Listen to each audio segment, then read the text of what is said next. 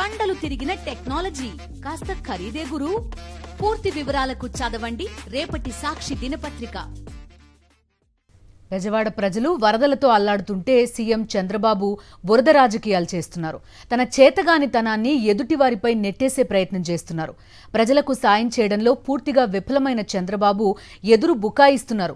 వరదలపై ప్రభుత్వ యంత్రాంగాన్ని అప్రమత్తం చేయకుండా నిర్లక్ష్యంగా వ్యవహరించడమే కాకుండా తన అసమర్థతను ప్రతిపక్షంపై నెట్టేసే ప్రయత్నం చేస్తున్నారు.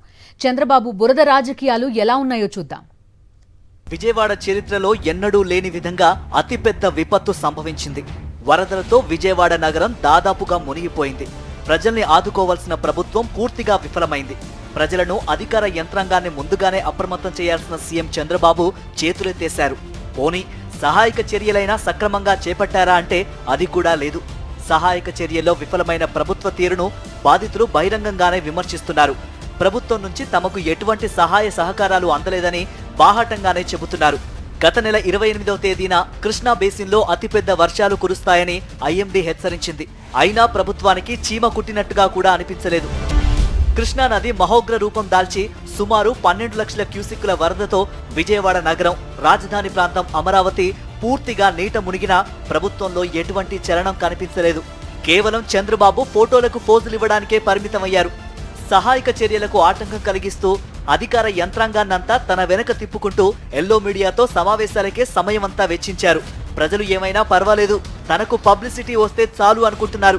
ప్రజలకు తినడానికి తిండి లేక, ఉండడానికి నీడ లేక నానా ఇబ్బందులు పడుతూ ఉంటే వాటన్నింటినీ పక్కన పెట్టి వరదలో తిరుగుతూ చంద్రబాబు తానేదో గొప్ప ఘనకార్యం చేసినట్లు ప్రచారం చేసుకుంటున్నారు. వరద వస్తుందని తెలిసి కూడా ముందస్తుగా అధికార యంత్రాంగంతో ఒక సమీక్ష కూడా నిర్వహించలేదు. వరద విపత్తును ఎదుర్కొనేందుకు కావలసిన ఏర్పాట్లను ముందుగా సిద్ధం చేయడంలో పూర్తిగా విఫలమయ్యారు. వీకెండ్ వచ్చిందంటే చాలు తండ్రి కొడుకులు ఎప్పుడు హైదరాబాద్ వెళ్లిపోదామనే ధ్యాస తప్పితే ప్రజల ఇబ్బందులపై ఎన్నడూ దృష్టి సారించరు. చిన్నపిల్లలు ఆకలితో అలమటిస్తూ ప్రాణాలను అరచేతిలో పెట్టుకుని బిక్కుబిక్కుమంటూ బతుకుతున్నారు. పీకల లోతు నీటిలో ప్రాణాలను అరచేతిలో పెట్టుకుని ముంపు ప్రాంతాల్లోని ప్రజలు భయంగా బతుకుతున్నారు. మరికొంతమంది ఇండ్లపైకి వెళ్లి ఆహారం కోసం ఎదురు చూస్తున్నారు. మొత్తంగా ప్రజాజీవనం అస్తవ్యస్తమైంది. పునరావాస కేంద్రాలు ఏర్పాటు చేయడంలో ప్రభుత్వ నిర్లక్ష్యం కంటికి కొట్టొచ్చినట్లు కనిపించింది. వరదల్లో చిక్కుకున్న వారిని తరలించడానికి తగిన స్థాయిలో బోట్లు కూడా ఏర్పాటు చేయలేకపోయారు.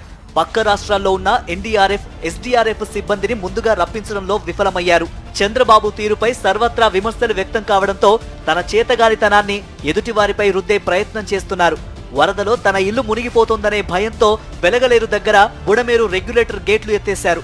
తన అసమర్థతను అధికారులకు అంటగట్టే ప్రయత్నం మంత్రులతో చేయిస్తున్నారు. వైసీపీకి అనుకూలంగా ఉన్న అధికారులు సహాయక కార్యక్రమాలకు ఆటంకాలు కలిగిస్తున్నారంటూ తప్పుడు ప్రచారం చేస్తున్నారు.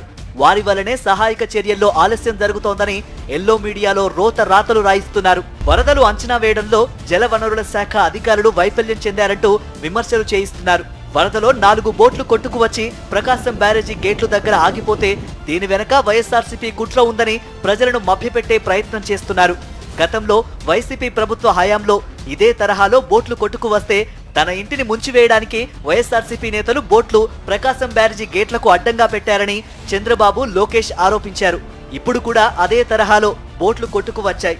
అంతేకాకుండా కృష్ణానదికి వైఎస్ఆర్సీపీ నాయకులు గండి కొట్టే ప్రమాదం ఉందని, దీనికోసం ప్రత్యేకంగా పోలీసులను కాపలా పెట్టామంటూ విచిత్రమైన వాదనను తెరపైకి తెస్తున్నారు.